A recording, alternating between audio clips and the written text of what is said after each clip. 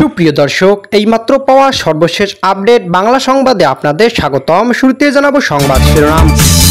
জানিয়ে দিব, কোনোভাবেই নিয়ন্ত্রণে আসছে না বিএনপি চাঁদাবাজি, জনবিস্ফোরণের আশঙ্কা থাকছে বিস্তারিত। আরও জানিয়ে দিব, নতুন ভোটার হচ্ছে ৪৫ লক্ষ, বাদ যাচ্ছে ২১ লাখ, থাকছে বিস্তারিত প্রতিবেদনে।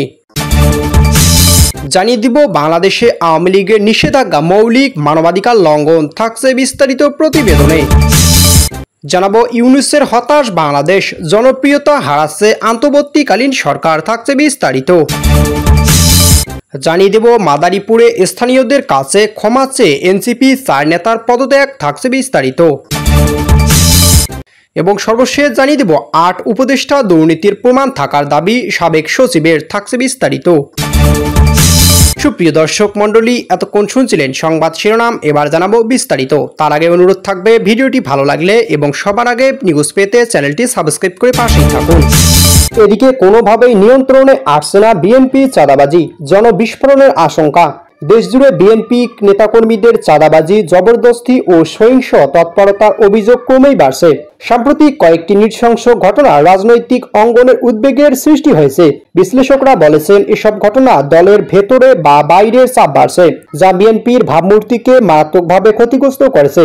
সম্প্রতি গাজীপুরে এক বিএনপি নেতা চাঁদাবাজি নিয়ে নিউজ করায় দুপুরে আনোয়ার নামের এক সাংবাদিককে ইট দিয়ে থেতলে দেয় বিএনপির কর্মীরা।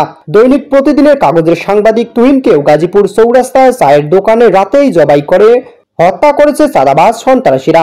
এর আগে ঢাকা যাত্রাবাড়ি থেকে শরীয়তপুরের রুটে চলাচল করা শরীয়তপুর সুপার সার্ভিস পরিবহন কোম্পানির কাছে ৫ কোটি টাকা অথবা মাসে ১০ লাখ টাকা চাঁদা দাবি করা হয়। টাকা না দেওয়ায় বাস ভাঙচুর, কর্মচারীদের মারধর এবং যাত্রাবাড়ি থেকে কয়েকদিন বাস চলাচল বন্ধ করে দেওয়া হয়েছে। পদ্মা সেতুর জাজিরা প্রান্তে সড়ক অবরোধ, মানববন্ধন হয়। অভিযোগের তীর ছিল যাত্রাবাড়ি থানা যুবদলের এক নেতার দিকে, যাকে ১২ জুলাই বিএনপি থেকে বহিষ্কার করে। এছাড়াও পুরান ঢাকার মিটফোর্ড হাসপাতাল এলাকায় ভাঙ্গারি পণ্যের ব্যবসায়ী লাল চাঁদ ওরফে সোহাগ চাঁদকে চাঁদার কারণে প্রকাশ্যে পিটিয়ে শরীর থেতলে হত্যা করেছে বিএনপি নেতাকর্মীরা। বিবিসি বাংলার এক প্রতিবেদন অনুযায়ী গত ১১ মাসে চাঁদাবাজি, দখলদারিত্ব, হামলার নানা অভিযোগে ৪,০০০-এরও বেশি নেতাকর্মীকে বহিষ্কার করেছে বিএনপি। বিশ্লেষকরা মনে করেন, ক্ষমতা যাওয়ার আগেই বিএনপি সেসব বিতর্কে জড়িয়ে পড়ছে, তাতে দলটির উপর একটা বড় চাপ তৈরি হয়েছে। দেশের বিভিন্ন এলাকায় বিএনপি নেতাদের বিরুদ্ধে চাঁদাবাজি, জবরদস্তি এবং সন্ত্রাসমূলক তৎপরতায় জড়িত থাকার অভিযোগে একের পর এক মামলা ও গ্রেপ্তারের ঘটনা ঘটেছে। রাজনৈতিক অঙ্গনে এ নিয়ে ব্যাপক সমালোচনা ও উদ্বেগ দেখা দিয়েছে। নারায়ণগঞ্জ সোনারগাঁওয়ে ৫ লাখ টাকা চাঁদা দাবি করে প্রবাসী এক ব্যবসায়ীকে মারধরের অভিযোগে সাদিপুর ইউনিয়ন বিএনপির ৪ নম্বর ওয়ার্ডের সভাপতি শাহজাহান ভূঁইয়াকে সম্প্রতি গ্রেপ্তার করেছে পুলিশ। তার কাছ থেকে একটি বন্দুক ও গুলি উদ্ধার করা হয়েছে। অভিযোগ রয়েছে, তিনি প্রবাসীর ব্যবসা দখল নিতে চাঁদা দাবি করে ব্যর্থ হয়ে সন্ত্রাসী কায়দায় হামলা করেন। এদিকে চাঁদা না দিলে আদালত পাড়ায় মব সৃষ্টি করেন বিএনপি। দেশের বিভিন্ন আদালত এলাকায় বিএনপির সংগঠিত মব হামলার ঘটনা উদ্বেগজনকভাবে মাত্রায় বৃদ্ধি পেয়েছে। মামলায় সুষ্ঠু বিচার না হওয়া, বিচার ব্যবস্থা অনিয়ম ও অবৈধ লেনদেনের কারণে আইনশৃঙ্খলা পরিস্থিতি দিন দিন অবনতির পথে। এদিকে সাবেক মন্ত্রী ও সংসদ সদস্য সাংবাদিকদের ওপর হামলার পাশাপাশি সাধারণ আদালত এলাকায় চাঁদা না দিলে প্রকাশ্যে মব লেলিয়ে দেওয়ার ঘটনা দেশের বিচার ব্যবস্থা, স্বচ্ছতা ও নিরপেক্ষতা প্রশ্নবিদ্ধ হচ্ছে। এদিকে ২২শে মে আওয়ামী লীগের সাবেক সংসদ সদস্য কণ্ঠশিল্পী মমতাজের উপর মানিকগঞ্জ আদালত এলাকায় হামলা হয়। আদালতে এলাকায় তার উপর জুতা ও ডিম নিক্ষেপ করা হয়। এর আগে ২০২৪ সালে ২০শে আগস্ট ঢাকা আদালতে হাজির করা হলে সাবেক মন্ত্রী ডক্টর দীপু মনি ও সাবেক উপমন্ত্রী আরিফ খান জয়ের উপর হামলা হয়। তাদের আদালতে তুলে রিমান্ডে মঞ্জুর করার কারাগারে নেওয়ার পথে আদালত এলাকাতেই তার উপর একদল আইনজীবী হামলা করেন। এদিকে ৭১ টিভির সাংবাদিক দম্পতি শাকিল আহমেদ ও ফারজানা রূপাকে ২২শে আগস্ট আদালতে হাজির করার সময় ফারজানা রূপাকে পুলিশি নিরাপত্তার মধ্যেই ঘুষি মারা হয়। তার স্বামী শাকিল আহমেদের সে সময় চিৎকার করে এই ঘটনার বিচার চান। ৭ অক্টোবর ঢাকা আদালত এলাকায় হেনস্থার শিকার সাবেক মন্ত্রী সাবের হোসেন চৌধুরী, তাদের ডিমও ছোড়া হয়। ২৮শে এপ্রিল সাবেক আইনমন্ত্রী আনিসুল হককে নারায়ণগঞ্জ একটি আদালতে হাজির করা হলে তাকে এজলাসের বাইরে পুলিশের সামনেই কিল ঘুষি মারা হয়েছে। এর আগে আনিসুল হক ও সালমান এফ রহমানকে জুতা ও ডিম নিক্ষেপ করা হয় ঢাকা আদালতের এলাকায় ১৪ আগস্ট। ২৪শে আগস্ট সুপ্রিম কোর্টের আপিল বিভাগের সাবেক বিচারপতি শামসুদ্দিন চৌধুরী মানিকের ওপর হামলা হয় সিলেটের আদালতে এলাকায়, তাকে কিল ঘুষি দেওয়া হয়েছে। এদিকে আওয়ামী লীগ সরকারের সাবেক মন্ত্রী, এমপি ও নেতাদের পক্ষে শুরুর দিকে কোনো আইনজীবী পাওয়া যেত না। পরে তারা আইনজীবী হিসেবে কাজ শুরু করেন। তারাও হেনস্থা ও হুমকির শিকার হয়েছেন। তাদের একজন মোর্শেদ হোসেন শাহীন, সাবেক এমপি ব্যারিস্টার শাহিদুল হক সুমনের পক্ষে আদালতে শুনানির পর মিডিয়ায় ব্রিফ করার সময় মারধরের শিকার হন তিনি। এদিকে বাংলাদেশের আওয়ামী লীগের নিষেধাজ্ঞা মৌলিক মানবাধিকার লঙ্ঘন। ডকটি স্ট্রিট চেম্বার্সেস, স্টিভেন পালস ও অ্যালেক্স টিনসেন্স শেখ হাসিনার পক্ষ থেকে জাতিসংঘের স্বাধীন বিশেষজ্ঞ এবং অন্যান্য বিশেষ প্রতিবেদকদের কাছে একটি জরুরি আবেদন পাঠিয়েছেন। এই আবেদনে বাংলাদেশ আওয়ামী লীগের উপর আরোপিত অন্যায় নিষেধাজ্ঞার বিরুদ্ধে ব্যবস্থা নেওয়ার কথা বলা হয়েছে। আবেদনে বাংলাদেশ আওয়ামী লীগের সভাপতি শেখ হাসিনার পক্ষে বাংলাদেশের আওয়ামী লীগের অন্যায় নিষেধাজ্ঞা সম্পর্কে জাতিসংঘের স্বাধীন বিশেষজ্ঞ, গণতান্ত্রিক আন্তর্জাতিক শৃঙ্খলা প্রসারে এবং অন্যান্য জাতিসংঘের বিশেষ প্রতিবেদকগণের কাছে জরুরি পদক্ষেপ গ্রহণের অনুরোধ জানানো হয়। ডক্টর মোহাম্মদ ইউনূস 8 আগস্ট 2024 সালে বাংলাদেশের ক্ষমতা গ্রহণ করেন এবং একটি অন্তর্বর্তী প্রশাসন গঠন করেন। ডক্টর ইউনূস ক্ষমতা গ্রহণের পর থেকে বাংলাদেশ আওয়ামী লীগের সমর্থক সংশ্লিষ্ট সকল সংখ্যালঘুর বিরুদ্ধে ব্যাপক হামলা চালানো হয়। এসব হামলার জন্য কেউ শান্তি পায়নি। অন্তর্বর্তী প্রশাসন দোষীদের সর্বাত্মক ক্ষমতা দিয়েছে। অন্তর্বর্তী প্রশাসন 2026 সালে ফেব্রুয়ারিতে নির্বাচন করানোর প্রতিশ্রুতি দিয়েছে। এই প্রতিশ্রুতি পূরণ হবে কিনা তা দেখার বিষয়। এর মধ্যে আওয়ামী লীগে বাংলাদেশের জনপ্রিয় রাজনৈতিক শক্তি হিসেবে রয়ে গেছে।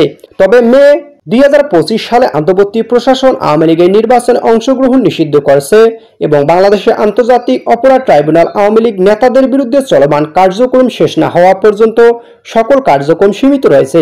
জাতিসংঘের স্বাধীন বিশেষজ্ঞ, গণতান্ত্রিক আন্তর্জাতিক শৃঙ্খলা প্রসারে এর কাছে পাঠানো জরুরি আবেদনপত্র বর্ণনা করা হয়েছে কিভাবে আওয়ামী লীগের নিষেধাজ্ঞা মৌলিক মানবাধিকার লঙ্ঘন করে, বাংলাদেশের আইন শৃঙ্খলা এবং গণতন্ত্রকে দুর্বল করে। এদিকে ইউনূসের হতাশ বাংলাদেশ, জনপ্রিয়তা হারাচ্ছে অন্তর্বর্তী সরকার। গত বছর আগস্টে শেখ হাসিনা সরকারের পতনের পর অন্তর্বর্তী সরকারের প্রধান উপদেষ্টা হিসেবে নোবেলজয়ী অর্থনীতিবিদ মোহাম্মদ ইউনূসকে বরণ করে নেয় কোটি কোটি বাংলাদেশি। সংকটে পড়া বাংলাদেশ তখনই এই ক্ষুদ্র ঋণের জনকে কাছে থেকে একটি আশার পরিবর্তন প্রত্যাশা করেছিল। যুক্তরাষ্ট্রের ঘনিষ্ঠ বন্ধু হিসেবে পরিচিত ইউনূস সেই সুযোগটি লুফে নেয়। অনেকের চোখে তিনি হয়ে ওঠেন বাংলাদেশের ফ্রাঙ্কলিন ডি রুজভেল্ট, যিনি 1930-এর দশকে মহামন্দার পর আমেরিকাকে সংকট থেকে টেনে তুলেছিলেন।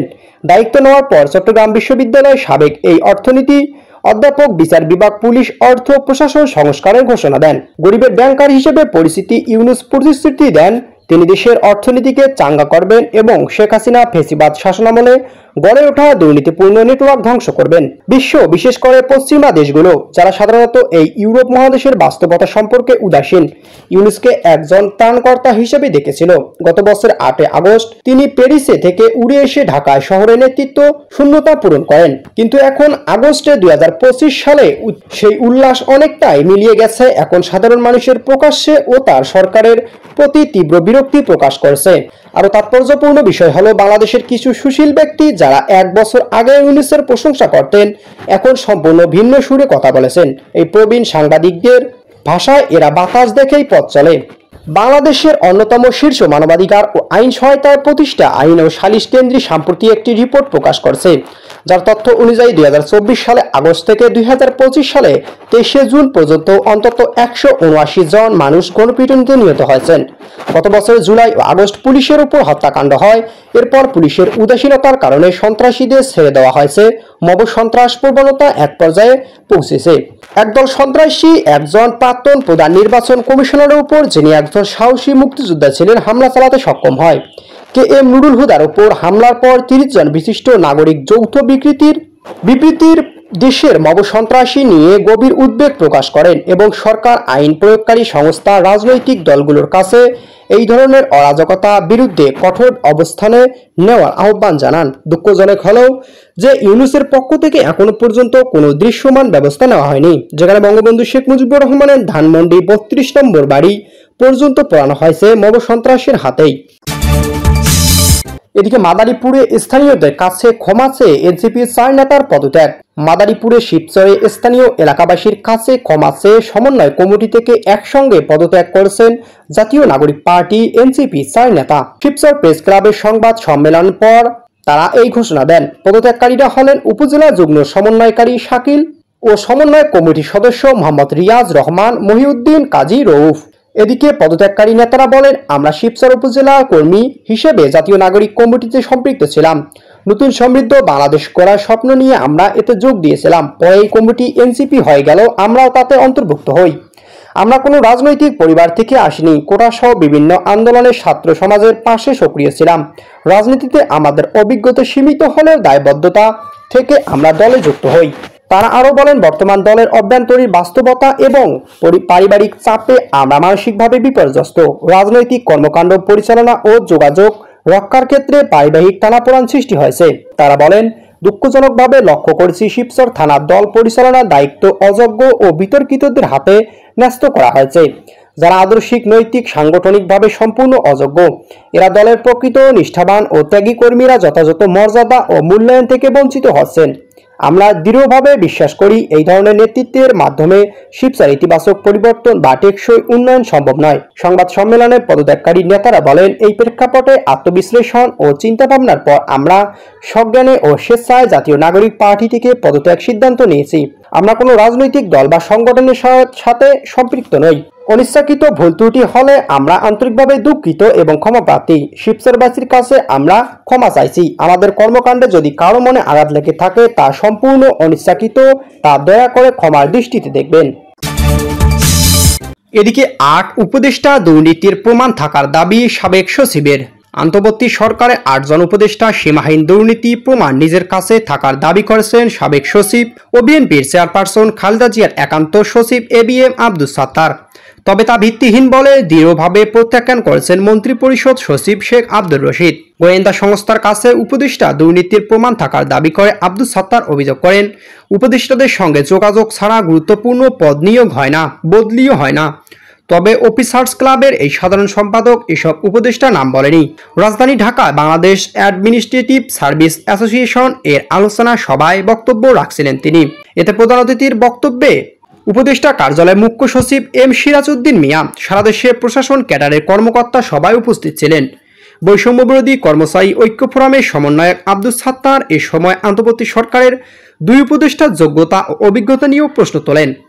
এদিকে উপদেষ্টাদের দুর্নীতি নিয়ে আব্দুস সাত্তার বক্তব্য ভিত্তিহীন অভিযোগ তুলে ধরে তা দৃঢ়ভাবে প্রত্যাখ্যান করেছে মন্ত্রিপরিষদ সচিব শেখ আব্দুর রশিদ। এদিকে এক বিবৃতিতে তিনি বলেন, আমরা এই অভিযোগগুলো দৃঢ়ভাবে প্রত্যাখ্যান করেছি। প্রমাণ উপস্থাপন বা ব্যক্তিদের শনাক্ত না করে ঢালাওভাবে অভিযোগ করা দায়িত্বহীন এবং জন আস্থার জন্য ক্ষতিকর। বিবৃতিতে মন্ত্রিপরিষদ সচিব আরও বলেন, আমাদের প্রশাসন স্বচ্ছতা, সততা ও জবাবদিহিতার প্রতি প্রতিশ্রুতিবদ্ধ। যদি জনাব আব্দুস সাত্তারের কাছে কোনো অসদাচরণের বিশ্বাসযোগ্য প্রমাণ থাকে, আমরা তাকে যথাযথ আইনগত ও তদন্তকারী কর্তৃপক্ষের কাছে তা দ্রুত জমা দেওয়ার আহ্বান জানাই। যতক্ষণ না এমন প্রমাণ উপস্থাপন করা হচ্ছে, আমরা সকল অংশীজনকে স্মরণ করিয়ে দিতে চাই, পরিসরে আলোচনা অনুমান নয়, বরং তা তথ্যের ভিত্তিতে চাওয়া সমীচীন।